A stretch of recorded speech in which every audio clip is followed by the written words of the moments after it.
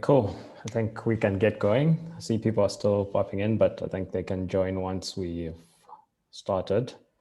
So welcome everyone, and welcome to people who've been here before, and especially special welcome to everyone who's first time at the Tech Leadership Meetup. Happy to have you. I think I'll just start with some of the house rules, which Benny has been posting in the chat if you want to read them in detail. But just in short, please try keep yourselves muted during the talk so as to not interrupt the speaker with any background noise that may be where you are. If you do along the talk need to drop off, we completely understand. There may be some pressing issues at home, at work. That's completely fine with us. And as the talk is going, once it's started, if you have any questions for the speaker, again, please drop them in the chat. Benny, Roberto, and myself will ask the speaker the questions towards the end of the talk or towards the end of the meetup. So just drop them and we'll keep track of the questions that you have. We will also be recording the actual talk. So just an FYI, so everyone's aware that the talk will be recorded. Before I introduce our speaker, just a couple of things from Tech Leadership and OfferZen that I just want to share. So I'm just going to share my screen quickly. To start with, we're excited to share that we're going to be pushing out a Tech Leadership newsletter starting this month. So each issue will go out after our meetup. So once a month, we'll release a newsletter. And what it is it just contains a curated list of content that we've found on the web or we've read on the web over the month that we feel will be interesting and will be great for learning for the tech leadership community. So we'll be pushing out one after this meetup today, and this is a preview of what it actually will look like. So if you're interested in this, you can subscribe. I'll be sending out a link in the chat now with this. It'll take you to this page where you can put in your email address and you can subscribe. Also, just a reminder that we have a Tech Leadership Twitter space at Tech Leadership X, where we share what the next meetup is going to be and what details around that, but also usually a daily link to an article that is also interesting for the tech leadership community. So if you're interested in that, please follow our account. And then our speaker today is actually from OfferZen, and I'll introduce Stephen just now and what his talk is about. But OfferZen are also going to be offering a chance for our attendees to win some swag. So if you are part of this event, you may win some swag, and you just need to fill in the form on this page to enter the competition. I'm going to drop now in the chat the details so to access this form and to get to the newsletter and the Twitter account. So I'll share them now, and I'll share them again at the end of the meetup, just so if people missed it now, they'll also have access to it. So let me just share that in the chat, and then I'll do my introduction for Stephen and the talk for tonight. So those details should be in the chat now. And then for our talk this evening, as I mentioned, Stephen from OfferZen is going to speak to us. I'm just going to read his bio here. So since his first job at a small tech startup, Stephen has gained experience across Africa, primarily in building marketplace businesses. He's currently the VP of Growth at OfferZen. His main focus is on continuously making an increased impact on the global software community. He spends a lot of time thinking and reading about the rising role and responsibility of software engineering in our society and how we can organize ourselves to build a better future. So we're very excited to have him as our speaker at the Tech Leadership Meetup, and today he's going to be sharing with us on how to win at hiring in South Africa. So Stephen, I'll hand over to you from here. Thank you, Tanaka. A very big introduction. I don't know who wrote that, but just manage your expectations, take them down a notch, I think. Okay, I'm going to share my screen. The screen I'm going to share is going to be a strange screen with me in it. It's a newish app that I'm trying out called MMHMM. So it may not work that well. So just tell me if it doesn't work well. I'm going to try and stay in the bottom corner here. Can you all see something that says how to win at tech hiring? Let me just give a sec. With me in the bottom right-hand corner. That's fantastic. Okay, I just want to find you guys. Alrighty, cool. Yeah, thanks Tanaka. Thanks for having me. Excited about tonight. If you have any questions, please drop them in the chat. Josh, who's on our team, is here with us tonight as well. He's our data guru. So Josh, why don't you keep an eye on any like really interesting questions that we can process afterwards. So we did a bunch of data work to create this report, which I'll explain in a bit, but we still have a lot of data that we haven't really looked at yet. So if during tonight you're like, I wonder if they have this, or I wonder what the answer to this question would be, please do drop it in the chat. If we don't get to it tonight, we can use that for further content that we can create in the upcoming newsletters or to put on the forum. That's just kind of a PSA. And also there's a non-zero chance that the labels or something on the graphs are too small. I'm not that used to presenting them in this format. If that's the case, please just drop it in the chat as well. And then Benny or Tanaka, if you can just shout at me so that I can clarify whatever the situation is. So without further ado, let's jump in. So what are we going to learn tonight? Basically, we've got this one thing. If you do it, you win at developer hiring. So we'll discuss that first. And then we'll go through the top 5 hacks that you'll always close a candidate if you use these top 5 hacks. It's just like this cheat. And then after that, you'll never believe what happens next. So it's very difficult to know without seeing your faces whether this is landing. So forgive me if it's awkward, but that's not the real agenda. I kind of put that in there because the way an event like this looks is like, oh, cool, I can join this and I'm going to win. The real answer, as you'll see tonight, is it's not that simple, but hopefully there's some data or some value that we can share with you tonight that puts you on the right track, or as a community, or at least as a forum tonight, we can discuss the things and take the steps towards getting there. And towards the end, I'm keen to chat through it. So I'll go through who we are as OfferZen, who I am, and then take you through the report. Cool. So OfferZen, what do we do? I see a lot of familiar faces in the chat. So I'm assuming a lot of people know who we are, but just for completeness sake, essentially we're a platform where you can hire software developers. It looks like this.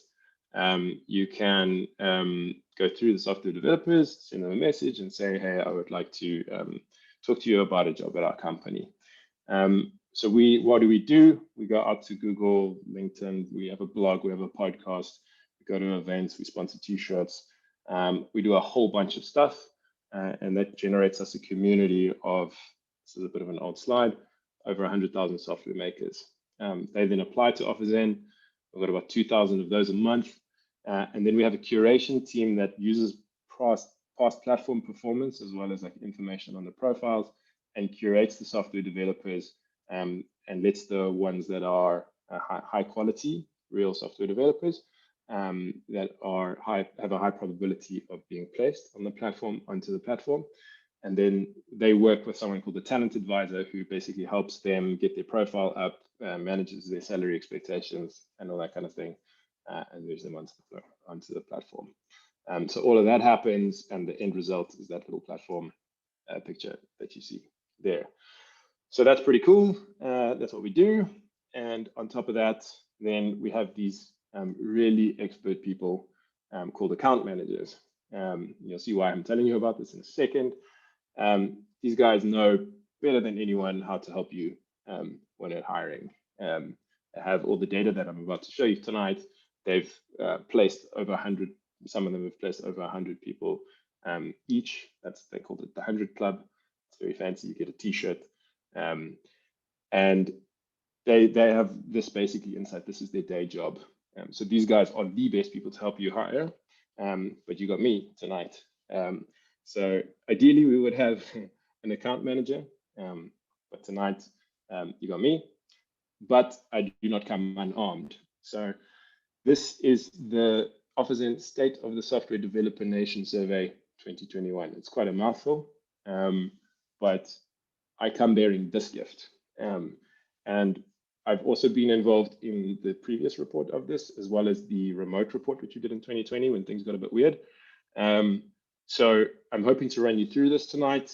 I have basically what the data says, plus a little bit of opinion, and a couple of kind of dots that I've tried to draw, and by no means authoritative, but hopefully we can have a conversation around them. Why did we make the report? OfficeN's mission is to unlock potential. So we do that for candidates by helping them find a great job where they can have impact in the world. And we do that for companies by helping them grow their tech teams. We know that for companies, the #1 constraint is your ability to grow your tech team for pretty much most companies. And I think that became the biggest constraint over capital a couple of years ago. So for this report, we would like to help both of those sides of the marketplace unlock their potential. And we want to do that through creating this transparency. So we hope that a software developer can use this aggregated information to know how the things that he prioritizes are prioritized in the market in general, or for a hiring manager to look at what a senior software developer actually means and how software developers identify themselves, and then to use that in his conversations of when trying to find a senior software developer or someone of a certain seniority. So we believe that transparency and information is empowerment in this space. That's why we do it. Also, because we get invited to sweet meetups like this one. So it's me and 3,500 developers data. So hopefully that's useful. Cool. So jumping in, I've basically taken the report. So we have 2 reports. We have the kind of standard report, and then we have a hiring specific deep dive. I've taken the 2. I'll tell you about them right at the end and give you the links, and kind of try to draw kind of themes between the stuff. And I've also added some random data. So the first theme is that the game you're playing, so if you join this meetup and you're a tech leader and you're hiring, the game you're playing is the highest stakes game on the planet. This is something I don't think people realize enough. If you really think about it, the COVID happened and it accelerated something that we've all been kind of expecting and waiting for when we talk about, but we talk about it pretty flippantly. Tonight I want to take it a bit more seriously. So this is from our newsletter earlier this month. This was actual demand activity on an index of previous years. And you can see COVID smashed us in April. And then it started getting back to normal, and then everyone went on holiday. And then it really started taking off at the beginning of this year. And this February, we've had the highest number of companies interviewing through OfficeN we've ever had.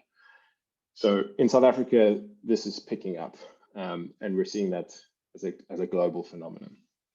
So demand in the local level increasing. Then this is not from our report, but if you think about the size of the prize for getting software developers, this is what it looks like. So the market value per employee, if you look at all of these companies, they're largely tech companies. So the most valuable companies on the planet are tech companies. The most valuable people on the planet, value creating people, are software developers because they are the constraint for tech companies. You are trying to compete for software developers against these companies. This is the biggest game you can possibly play right now from a value creation perspective. So at the beginning, when Tanaka was talking about my intro, I spend a lot of time thinking about this. I'm a little bit unhealthily obsessed with this problem or problem space. So if I get a bit carried away, please forgive me. Cool. So all these tech companies realize that tech is the future and that the future of tech is software developers. So the way to get on the top of the S&P list is through the best technology. The way to get through the best technology is by getting the best developers. And they're all thinking like that, whether they're local or they're international. And developers are more in demand than they've ever been. This is the first piece of data you're seeing from our report. And Josh, forgive me, this is from like a very rudimentary word cloud, but this is from one of the questions we asked: what companies would you like to work at? And this is a whole bunch of South African software developers. And if you squint your eyes, you'll see that the biggest ones, there are some good South African companies there, but the biggest ones are not local stars like we'd like them to be. They are big companies that are competing for our talent. So those companies are competing for our talent, and our talent is very happy to go there. So we asked the question, would you be interested in working abroad? Just checking that math adds up real quick. Yep. 63% of people said they're passively interested. In other words, they would go if the right offer came. 22% are actively looking to work abroad, and 15% said no, which is quite a scary number if you think about the fact that you're competing against these guys, and our talent is pretty happy to move. Obviously, this doesn't really take into account the reality that remote has brought upon us, in that a lot of these guys can work remotely from anywhere, and that passively interested bucket is a lot more kind of acquirable from overseas. These labels, I'm guessing you won't be able to read, so I'll quickly just kind of highlight them for you. Why would you consider working abroad? This first category labels for better opportunities for career growth. And this is the first time you'll see that tonight, but not the last time. The second one is earning more money. Then it's personal safety, which in the South African context, you can probably understand. Better companies to work for is the next one. And we're looking at political reasons.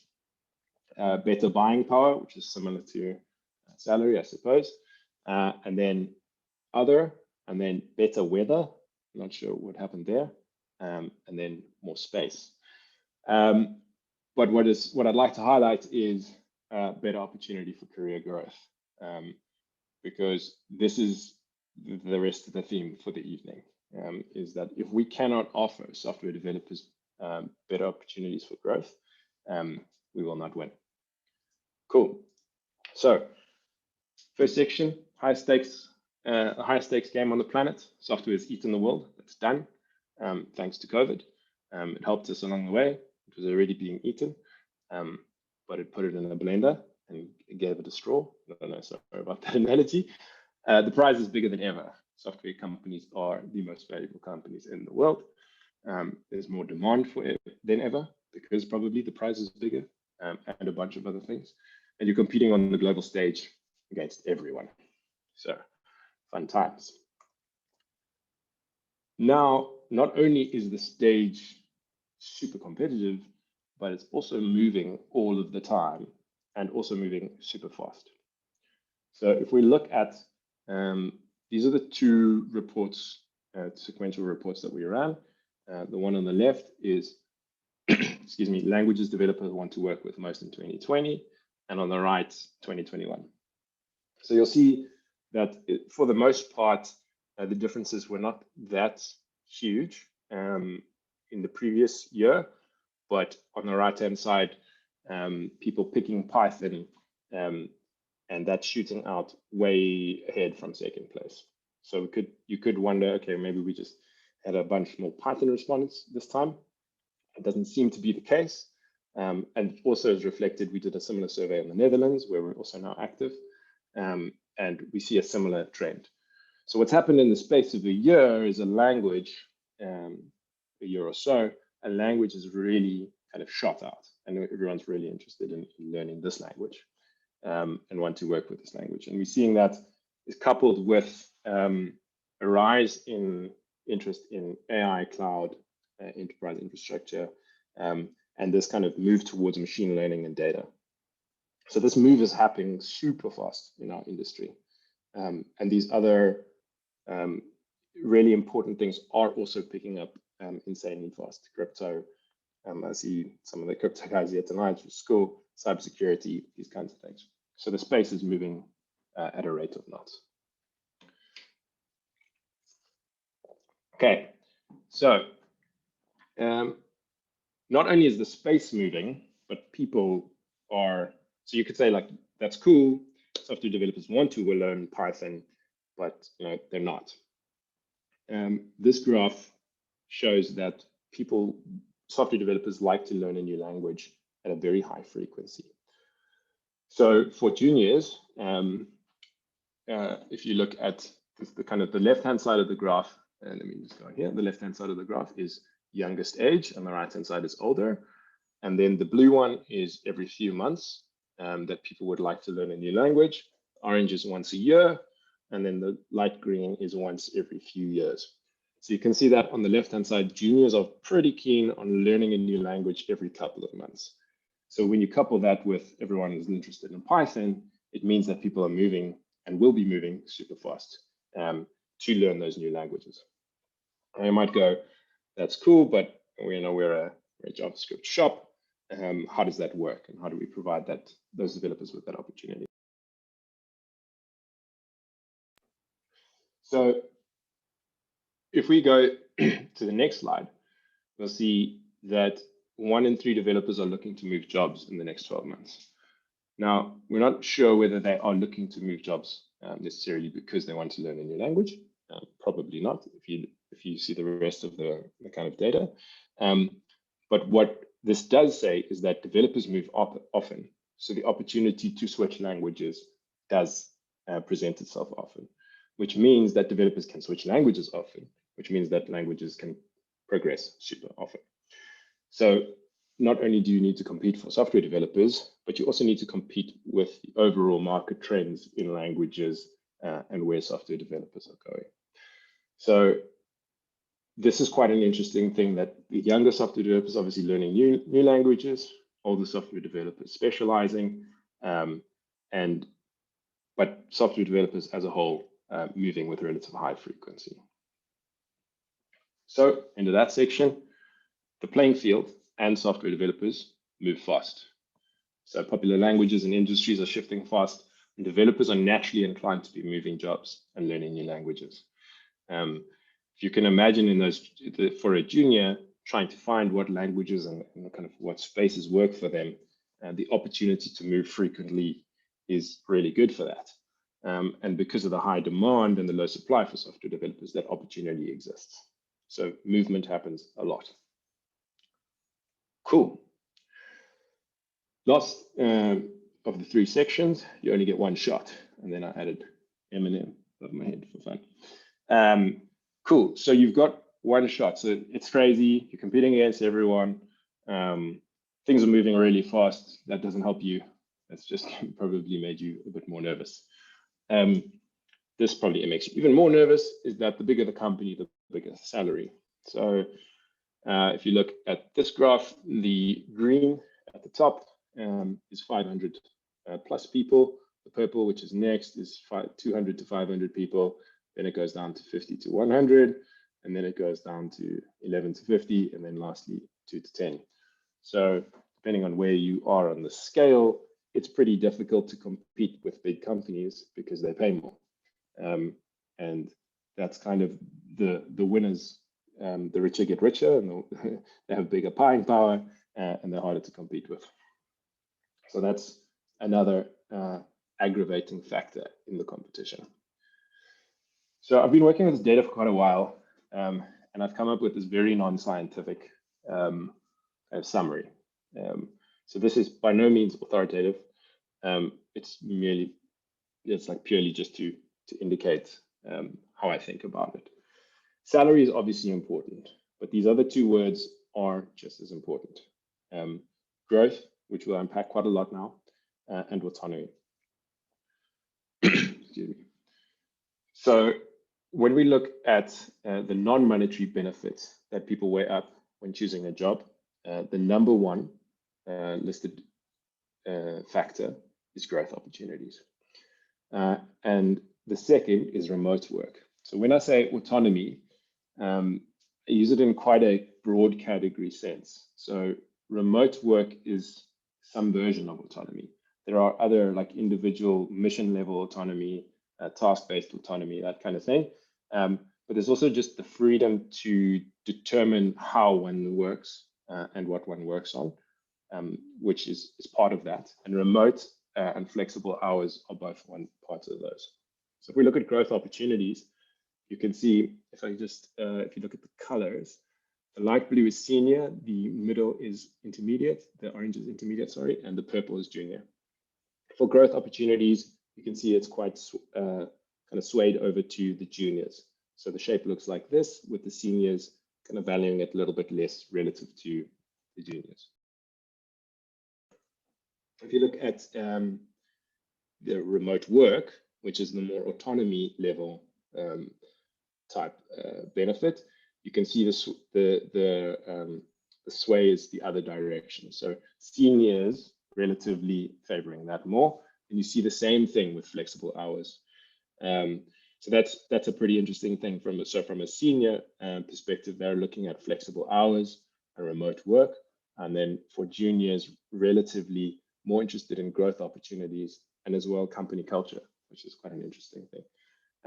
So software developers learning to, in the junior stage, really looking to learn and looking to do that in a place of learning, high learning culture.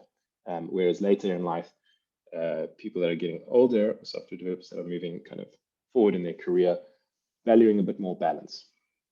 So growth very heavily on the kind of junior side and autonomy on the senior side, but still they come as a combo. We'll see that in a bit. So what does growth actually mean? We asked the question, and so again, purple junior, orange intermediate, the colors are not sequential, sorry, blues, dark blue senior, and turquoise tech lead. So the number one listed point was challenging projects, and growth meaning challenging projects. If you are a maker, this would make sense to you. So generally, software developers are creatives. They like making things. They like solving problems. So being given stuff to refactor with instructions on how to refactor it generally doesn't excite software developers. What makers are really after is a challenge and challenging projects. And again, that's how people think or think the most around like what growth means. Being able to solve difficult problems is very much around challenging projects. Now, you'll see that for the juniors and intermediates, we've got a kind of a sway towards mentors and coaching, which would make sense as juniors and intermediates are still like in that pursuit of the growth side of the equation. And then an interesting, nice spike that you see for tech leads, really caring disproportionately compared to the others, more about company growth projections. And as one would split or take that shift over from creating to managing and starting to work on the team, that makes, I think, a lot of sense as companies or as managers and tech leads start to think more about the success of the company. Cool. So when we start to think about, okay, so software developers want growth, why would they not want to take a job? As one would imagine, the number one reason is because of lack of growth. It seems relatively obvious. And the number two reason, the lack of flexible or remote work opportunities. So these two, again, remote growth and autonomy playing kind of sparring partners at the top. We've got poor cultural fit and poor employee reviews next. And then we have an interesting little sway here around undesirable tech stack.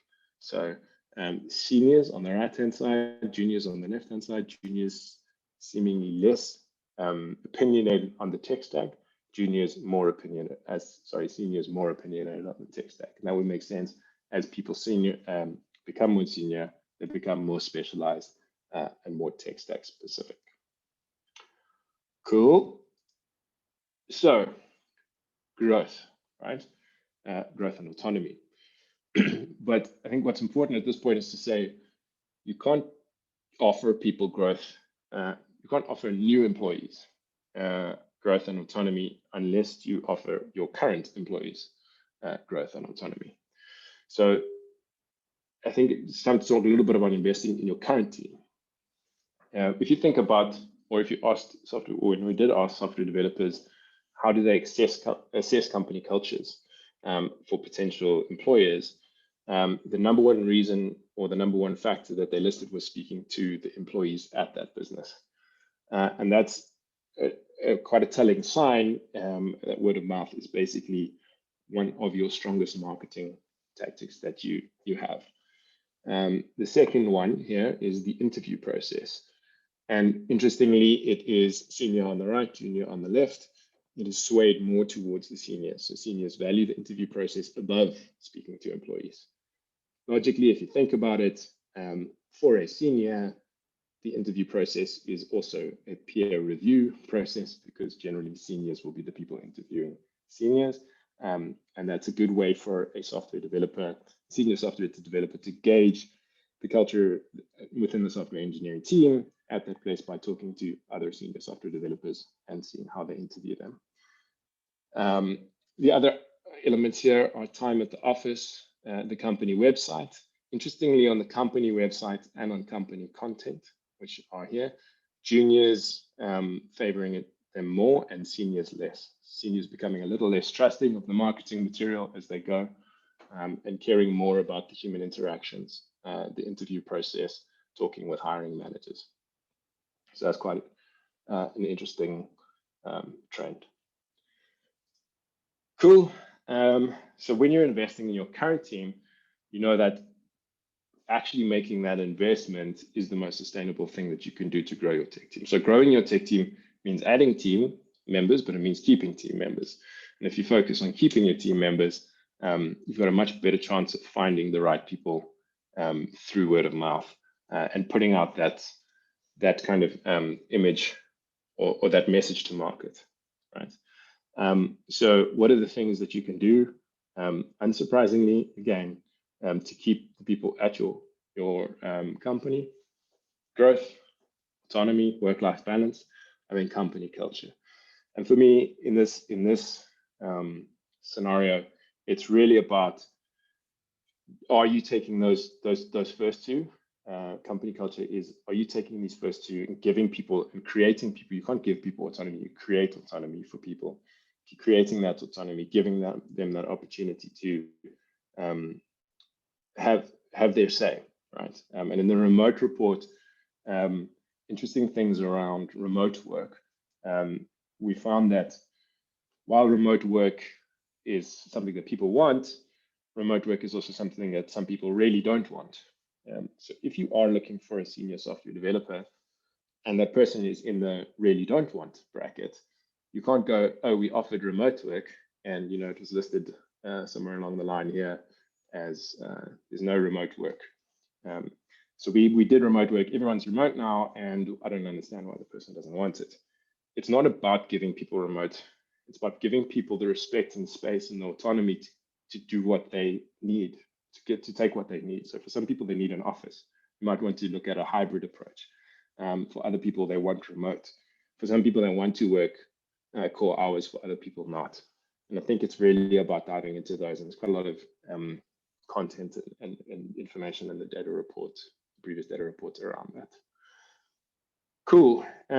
So you invest. So at least my take on the data is investing in your team is one thing, and that's really the starting point.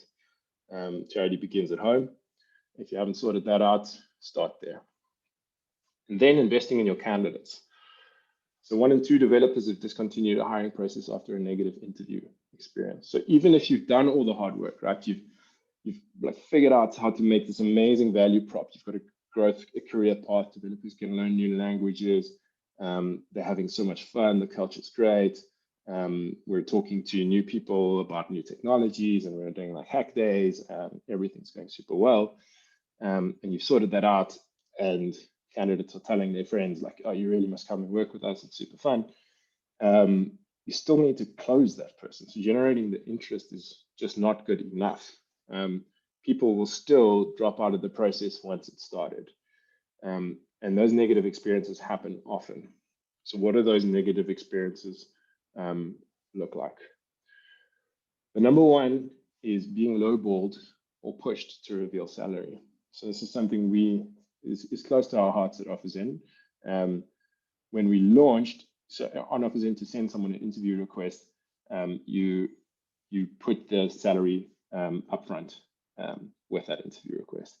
And a lot of people, especially when we launched in the new markets in the Netherlands, were not excited about being able to do that.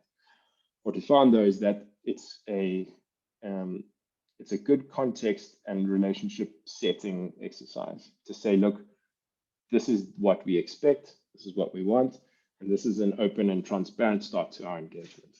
And you can see that not doing that is a really toxic way to approach a relationship. And that's what it is. Investing in your candidates is not just having a good EVP and having a negotiation with them. It's about having a conversation and about assessing each other's fit. And you can't do that if you're holding cards to your chest. Similarly, if you're not giving people feedback and communicating better than anyone else, that person's going to drop off. So remember, as much as this candidate is in your funnel, you're in his funnel or her funnel as they assess their opportunities.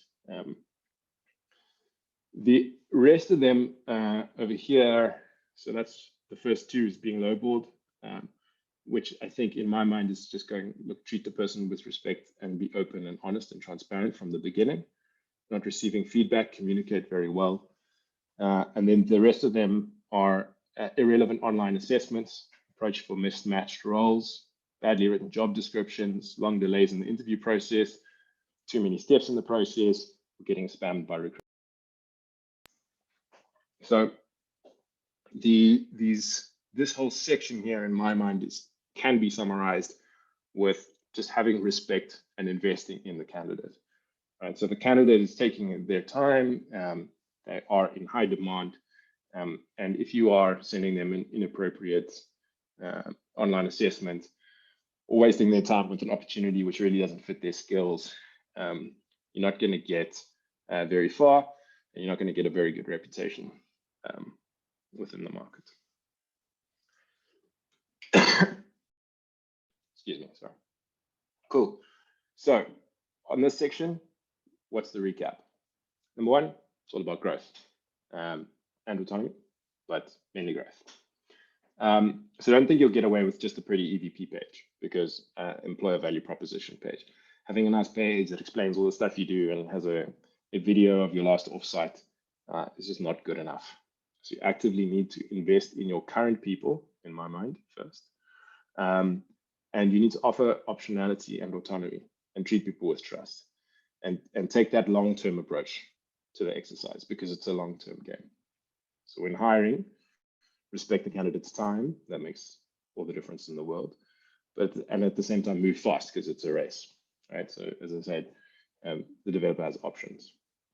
Be open and transparent from the start, starting with upfront, these are the conditions, what you'll get from a salary perspective, whether it's remote, whether you're expected to be in the office, those kinds of things, just setting super explicit communication from the beginning, and not acting like it's a test. So taking that seriously from the beginning seems really important. Communicating better than anyone else. You can have all of these great things and offer growth and all of these nice things, but unless you're explicit and you communicate these things super well, it'll go to waste. And then I think the last one which I found interesting is seeing senior especially senior software developers assessing companies' culture and value propositions by spending time with other software developers. Software developers generally don't trust marketing or HR, but they do trust software developers. Software developers generally don't like marketing or HR. Cool.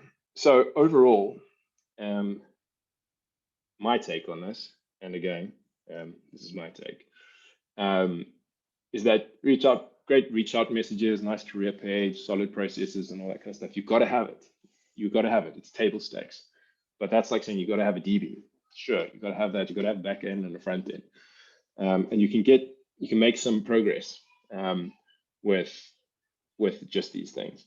But the real investment, I think, is in your people, and investing heavily in their ability to be autonomous, to make the decisions, and to work in a way that suits them.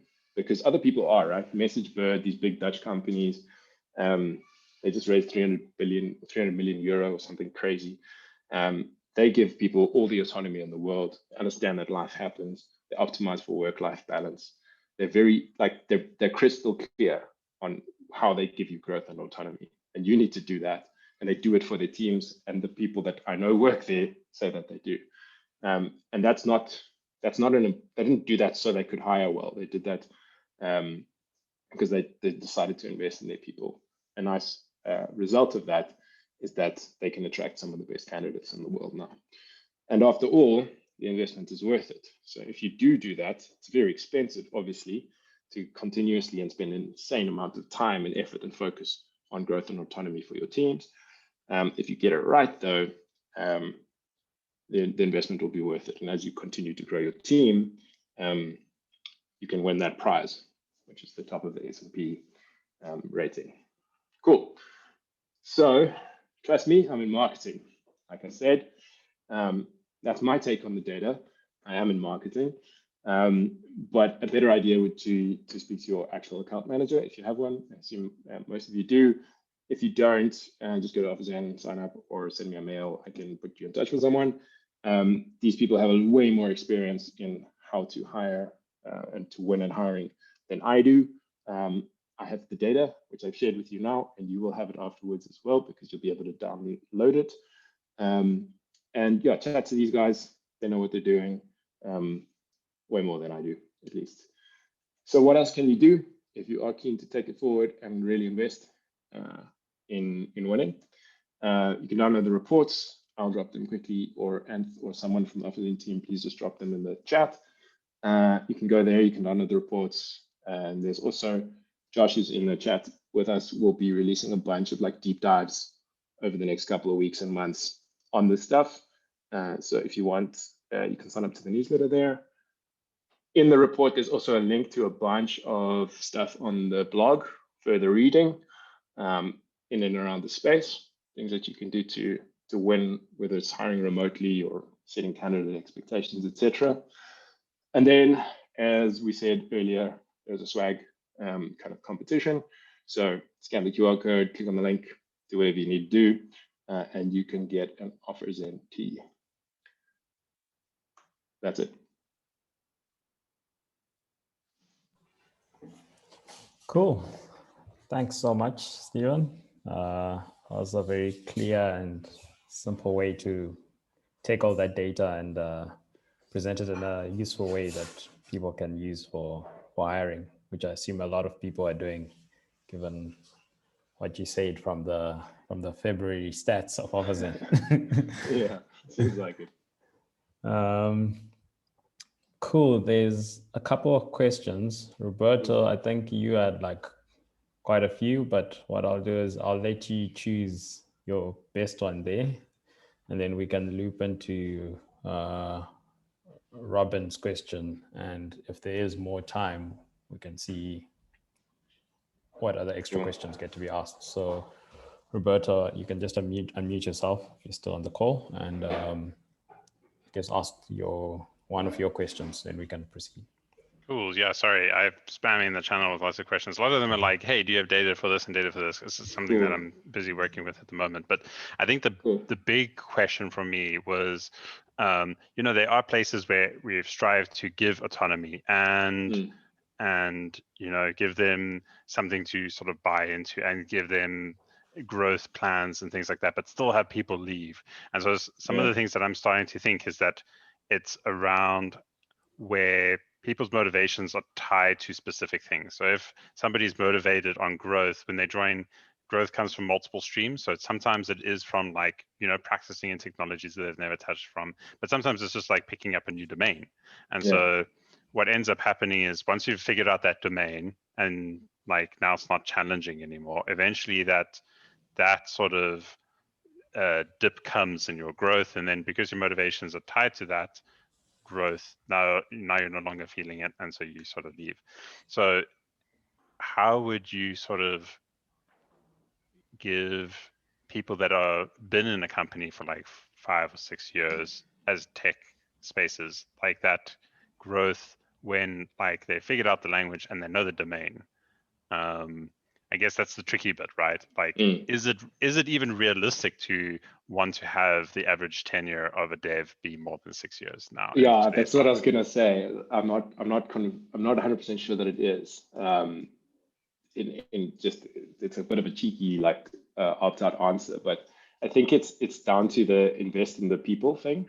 And if you look at investing in people and you really do want them to grow and they are capped by the opportunities in your workplace, then I think you kind of got the answer there, is that the best thing for them is to actually move, which is not a great, there's not a great like kind of promotion for your retention strategy. But at least our approach, so I don't have the answer, I can only tell you our approach is to kind of unconditionally invest in the people and support them if they want to do that, or if they are out there and looking for that. So we would want to try, but at the same time, the market moves, and if for whatever stake, like scenario, we got stuck on a legacy stack or whatever the story is, we would understand that we need to be fair with the people that are on the journey with us, and if they do want to move, then that's okay. I think that you've been to a Mac Day, so you know the learning zone versus the performance zone. So I think there are things that you can do where you can reignite people's passion, and those are good. They don't solve the problem necessarily, though, right? They're fun and they're transient. So I think my short answer to the very long answer would be that I don't think there is a very good strategy for that, other than accepting that it's a reality and building a company around that celebrates people's successes and their kind of progression. And that means you've got to, it's again going back to, if you invest in the people that are there in front of you, it's the most attractive thing to potential employees, I think. Very cool. Yeah, I think we're in a tricky fix because as a company, we've said we want the goal of the average tenureship being 7 years. And that's just like thrown me into space and thinking like, I've never met a dev being at a place that's been that long. And sometimes if they sort of just become complacent. They're happy with that stability. And that's sort of where their motivations are. It's like, I don't want to risk, not having that. And so, yeah, for me, it's like such a challenge. Wow, it's a hard one. Yeah, that is. I mean, so the whole beginning part of it is like, things move fast, and developers by nature are kind of caught in that whirlwind because we have to keep up. And having the data at least says that that's not where the majority of developers are seeing themselves spending 7 years at a place, whether it's the best place on the planet or not. It's not you, it's them. Yeah. Okay, cool. Thanks, Roberto. We've got a question from Robin, which is, how, as South African companies paying in rands, do we compete for remote talent when devs can earn more, if not double, for a foreign company? Hello, Robs, by the way, wherever you are. Good question, hard question. So I don't have, again, the answer. I have my opinion, which I can give you. So I'm now in the Netherlands. I'm calling from the Netherlands now, and there's a point at which people reach a professional and kind of financial good enough phase, and they need to optimize for things beyond that. And I think our data says that pretty clearly, that if you look at future salary growth, let me just get the right graph for you and I'll share it quick. The thing that people are after is they're not going like, hey, I need to earn more money. It's more about like, what is the impact that I can make and how can I balance my lifestyle with that? So a lot of the devs here are around the impact that they're making on the planet and the mission. you need to pay enough for that person to have this, like the table stakes, but you don't need to pay way more, as long as you are offering that journey on the mission, I think, and you have both those levels of growth and autonomy. It really helps if you're in Cape Town and you have an office there, especially for the Dutchies. They love to go to Cape Town often. But my answer would be to try your best to take these two things super seriously, sell the mission super hard, and keep trying, because at the end of the day, that's not what makes developers tick. And if you find the right person, they'll do it. Like, I think a lot of people here would have taken a salary cut at some point for the right reason, and they will after a certain level. And as we're seeing here, that's not the thing that's the most valued, which is a relief and gives us some glimpse of hope, I suppose. Okay, cool. Thanks, Robin, for the question. And then another one from Daniel here, which is, he says, apologies if it was answered in the report, but what does the growth rate for skill level look like in a small company versus a corporate, I guess, in some sort of objective measure of skill? What is an objective measure of skill, Daniel? Money.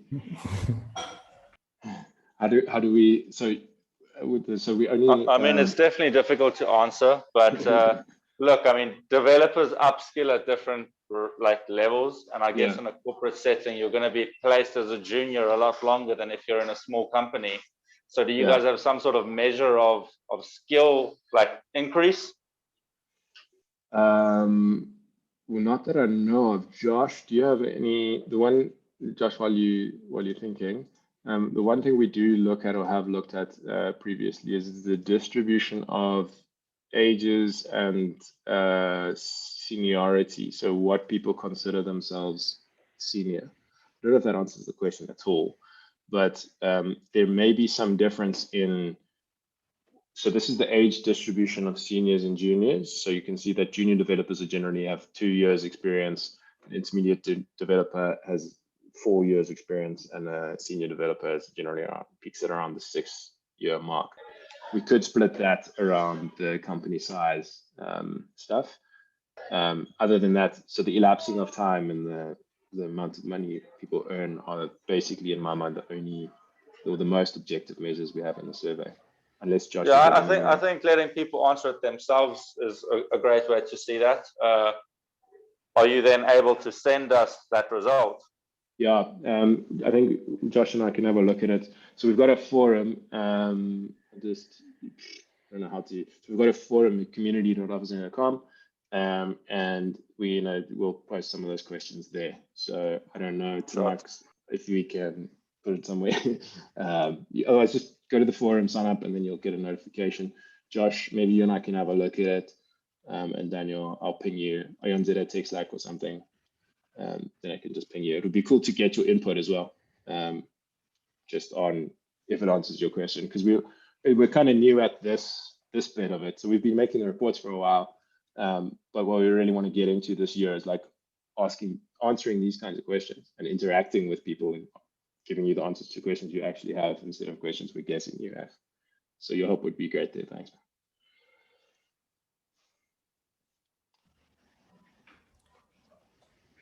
Okay, cool.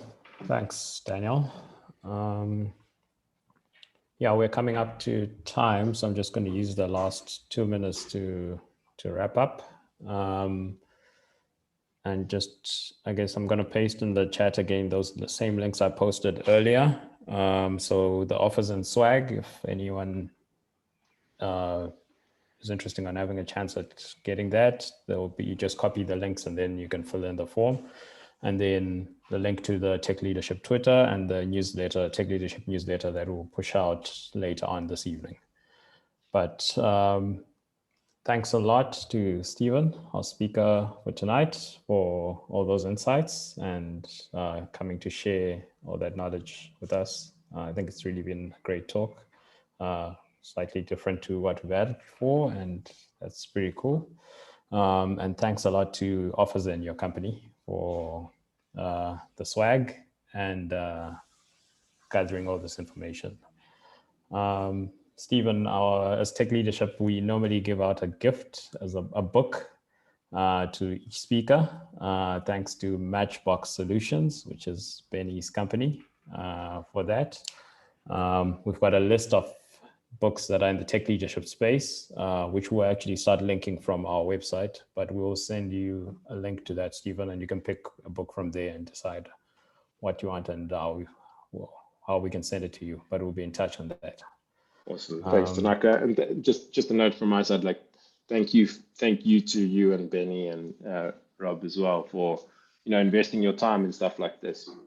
We need more people doing it and consistently doing it. And we know it takes a lot of work and you don't get much for it. So I'm personally very grateful that you guys are consistent and you take your time and you invest in the community. So thank you.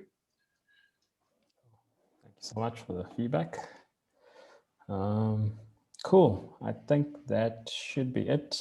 Rob, Benny, anything else? Else we can wrap it up there, and we'll see everyone on the first Tuesday of next month.